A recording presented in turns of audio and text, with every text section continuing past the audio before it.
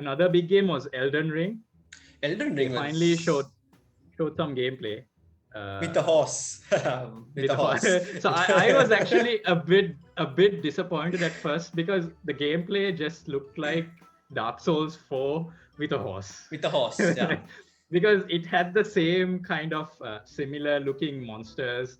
The character animations looked, Even the locations were very locations. It had the kind of the creepy and very vague exposition by a creepy lady. Kind of, which is very hard to understand what's going on. So it looked a lot like what we have seen before, but then I checked out this interview that they did with the game director Miyazaki, right? So actually in that interview, he explained a lot of things and he gave out a lot of details that I thought were really interesting. And I wish they would have showed that in the trailer, because I think the trailer kind of was probably more for the fans. But I think there's a lot of new stuff that they're going to do, which I'm hoping to see as they get closer to the game. So a lot of the things we didn't see was they're going to have, for the first time in a From Software type game, dynamic weather and a day-night cycle. That will be new.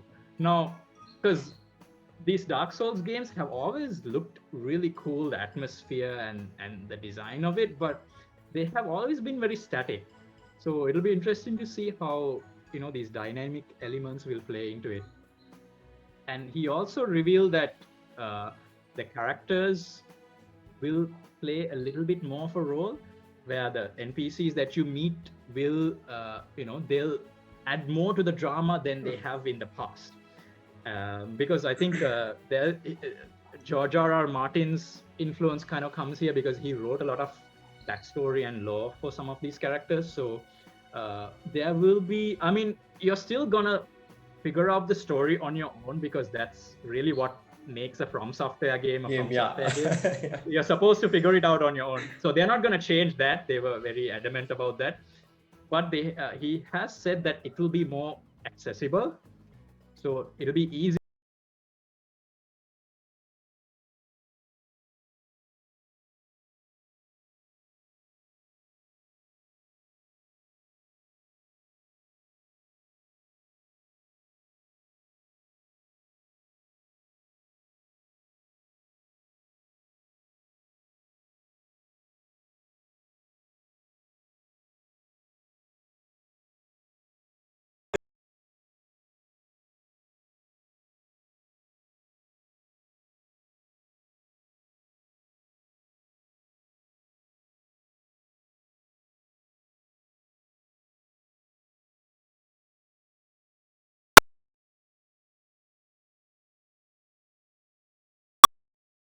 The genre, you like it and you kind of want to explore and discover the lore on your own and really go through that punishing difficulty levels, or you are really not, or those games are not really made for you.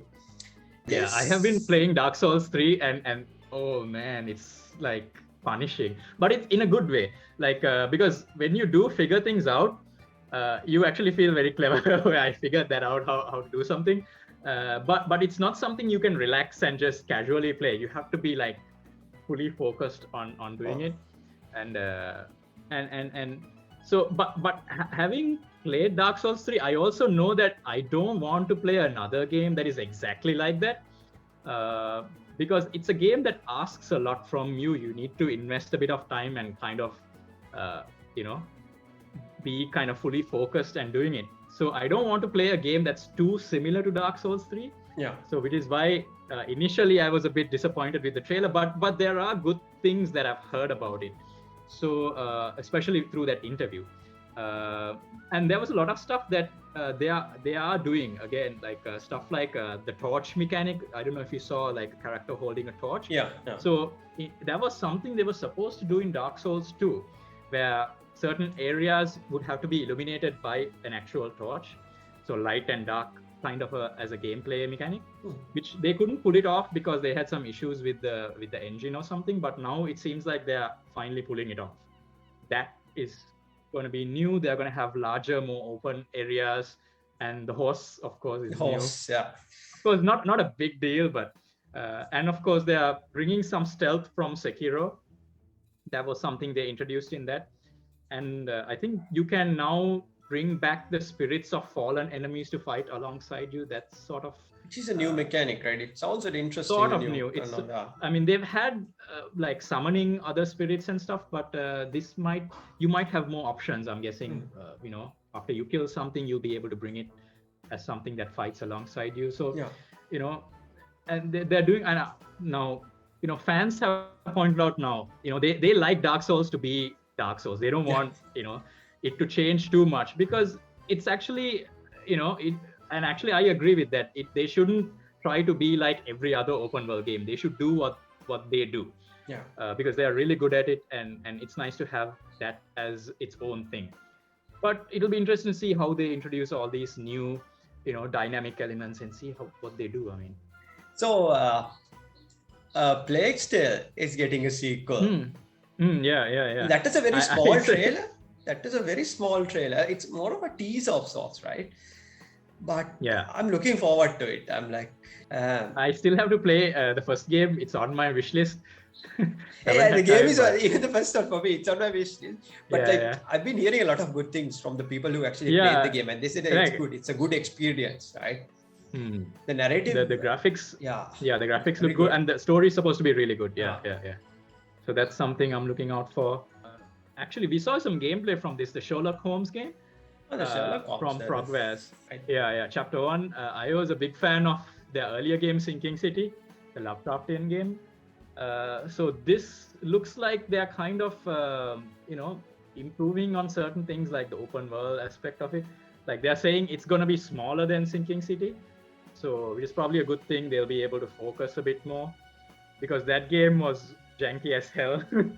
I remember you played a little bit of it. I played a little bit, I kind of liked it. The protagonist is very witty and sharp. His sense of, like, he had a very dry sense of humor. And the characters were really cool. The story was good as well. So hopefully the open world aspect of it will be more polished in this Sherlock Holmes game. It looked a bit better too. Like the graphics looked much better. And they're doing an interesting thing, which is that you can disguise yourself, which is something we've seen in the Hitman games. But in the Hitman games, it's usually just to sneak into an area, right?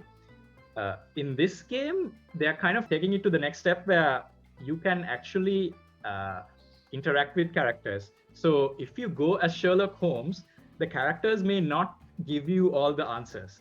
Like they will not be willing to talk to you. But so you will have to kind of figure out who you need to disguise yourself as. So disguising as in costumes, as well as, like, I think makeup and fake beards, which is something that Sherlock Holmes is known to do, right? True. So you will be able to talk to these characters and get more information that they will not be willing to reveal to Sherlock. So that I thought was really interesting. That's something to look out for. And this game, cool thing with their games is that they don't handhold a lot. You kind of have to figure out what you need to do. So yeah, that game is something that I'm looking out for. Yeah, I mean, Frogwares, they've been developing Sherlock Holmes games for a while, and I think with every single entry into the series, they're kind of introducing something new, kind of getting better at it, right? Just like you said, like with Sinking City and all.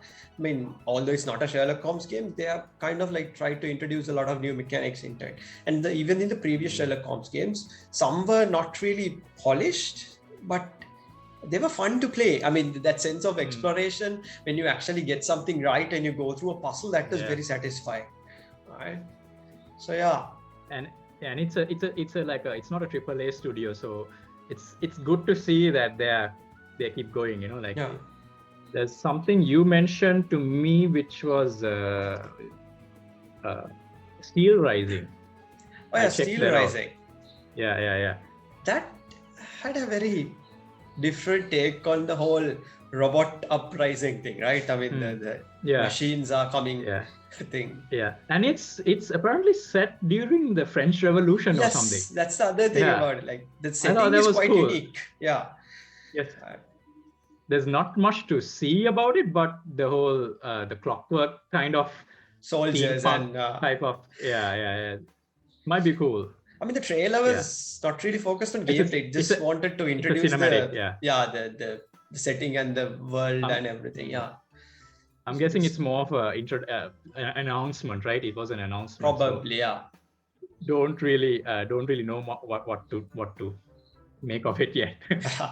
We'll just have to wait and see. Most of these trailers, that's the thing. I mean, until the second trailer or the trailer with actual gameplay, the gameplay trailer comes out, and proper interviews and stuff, you really don't know what the game is gonna be.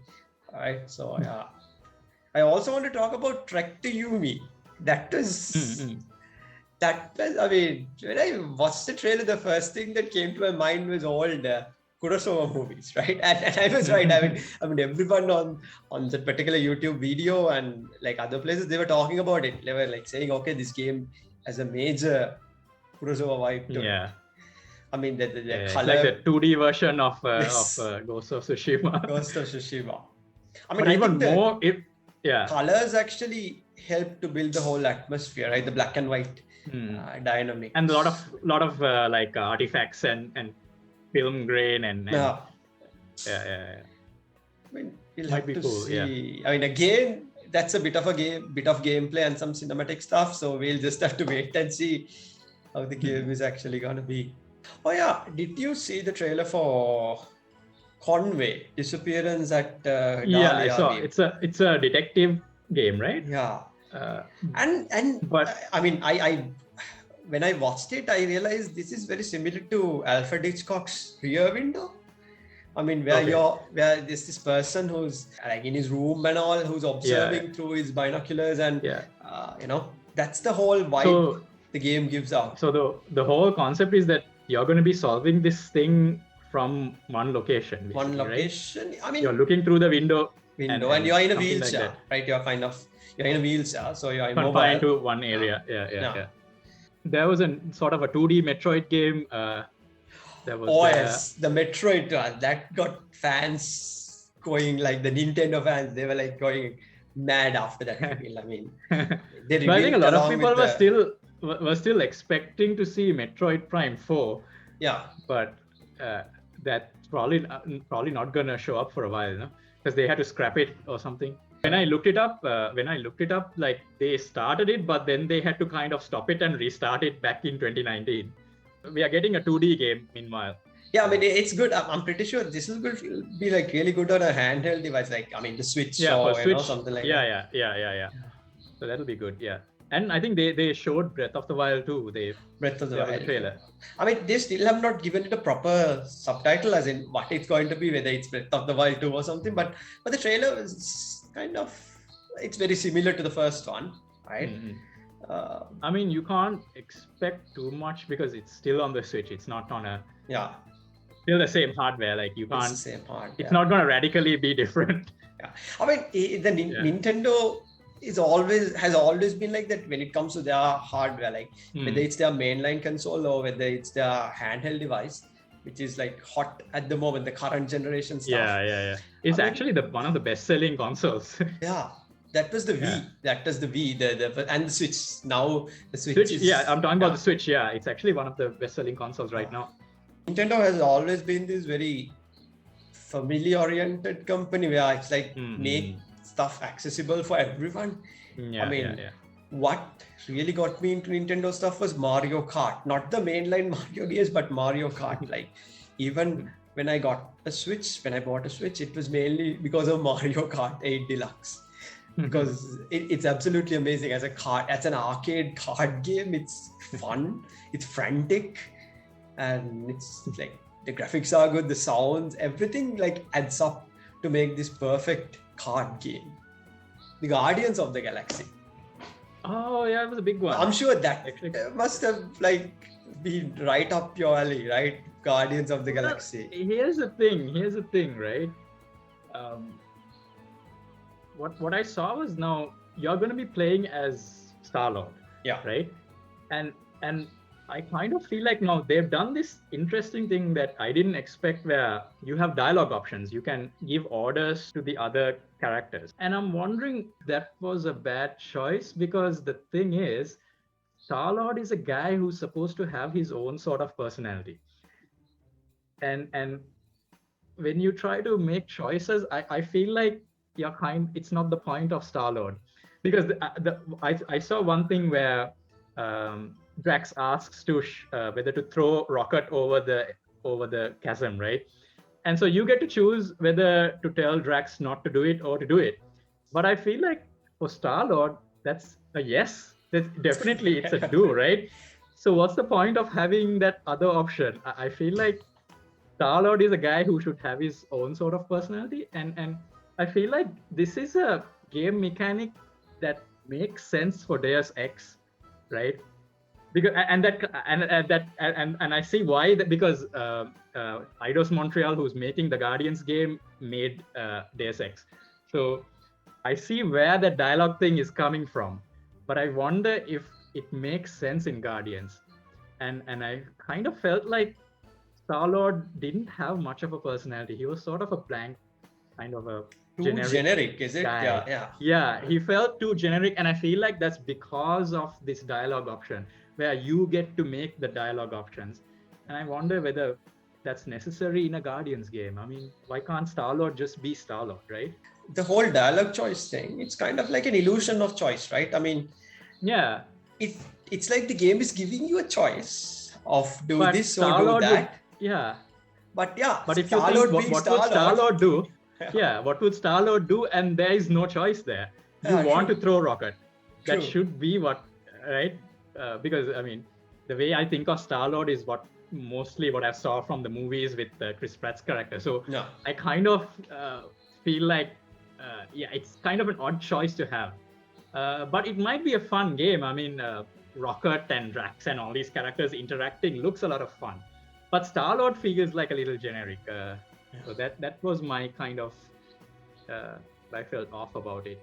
I mean, Marvel needs a bit of a comeback after Avengers, because it was a commercial and a critical failure, right? I mean, people are not really getting back into the game, even after they introduce some new mechanics and new characters and all, right? They are reluctant to get back into a game like that. That's true, But the good thing here is that this will be a single-player game. They're not going to do the games as a service thing. So that's probably a good thing here. So let's see what they do. Since you're on the topic of Marvel, we didn't really see or hear anything from DC this time, right? Warner Brothers, they were kind of silent. They were very quiet. They didn't say much. I'm wondering whether, are they going through some ownership changes? Is something happening? I'm not sure there was some rumors that they were going to be sold. I'm not sure what's going on. But yeah, you're right. We didn't hear anything, right? There was supposed to be two titles, right? Another Arkham. Yeah. They're working on an Arkham game and Suicide Squad. Kill the Justice League, which is a horrible title. I mean, that's not a good name for a game. Suicide Squad, Kill the Justice. They're trying to be very edgy. But I mean, that's not a nice. I love the trailer though. I love the cinematic trailer that they showed. The characters looked really cool. Yeah, they were. You have a killer. No, this is King Shark. King Shark, King Shark, Deadshot, Captain Boomerang, and Harley Quinn. Right. Mm-hmm. So the trailer was really good because it had POV by Outkast. I mean, the song was perfectly put into a particular action scene, right?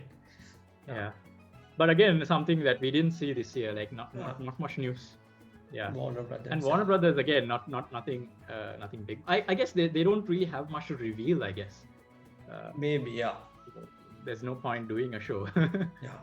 I mean, likewise, the Take-Two panel, right? Yeah, that was unnecessary, right? People thought, I mean, I saw online, right? People said that's going to be a reveal, but they specifically said even before the panel took place, they were saying this is a panel talking about workplace ethic and the future of the development processes and all that, right? But people still expected a reveal of GTA 6 or something, right? Yeah, I think what they should have done is that what they talked about were important issues, but I think the mistake they made was to time it during this E3 window. Yeah. Where when you do it, people are expecting things. So maybe they should have done it at a different, maybe true. Now they should have done it now, where E3 and everything is done, and that's sort of removed from that kind of window of E3. So guys, that was E3 2021. A lot of hype, reasonable number of reveals, but not a lot of gameplay actually, right? I mean, you had a lot of teasers and reveals, announcements also, cinematic trailers, a lot of them, but not a lot of stuff that you could say substantial, right? Yeah, we'll just have to wait and see how things are going to pan out in the following year, the rest of the year and 2022, because most of the release is given for most of these games, right? Were in 2022. So we'll just have to see. I kind of miss a little bit of the E3 kind of when they actually had a physical event. Because you see like Ubisoft getting on stage and embarrassing themselves. It was much funnier Bethesda. It was much more embarrassing and funnier when they did it on stage rather than do it on a stream. So and the kind of over the top kind of musical performances and celebrity cameos like Keanu showing up, and nothing that big happened, right? So that was something I missed. So hopefully one day we can get back to kind of something like that. Yeah, hopefully one day. I want another Fallout game like that. That's what I really want. Right? Like now that Microsoft has Bethesda, Obsidian, and In Exile, like all the people, all the big brains behind the original Fallout franchise under one roof, right? Make a proper Fallout game. That's what I really want. Another New Vegas sequel, right? I know, another New Vegas sequel. Minus Johnny Guitar, right? We don't need that song. Oh man, see, I didn't even mention it. You don't need that song. So that's pretty much it, right? That's pretty much it. And if you guys have anything to say about the games, about the reveals, about the trailers, feel free to leave a comment down below, and we'll see you guys with another video hopefully soon. Okay, see you guys. Thanks for watching. See you guys.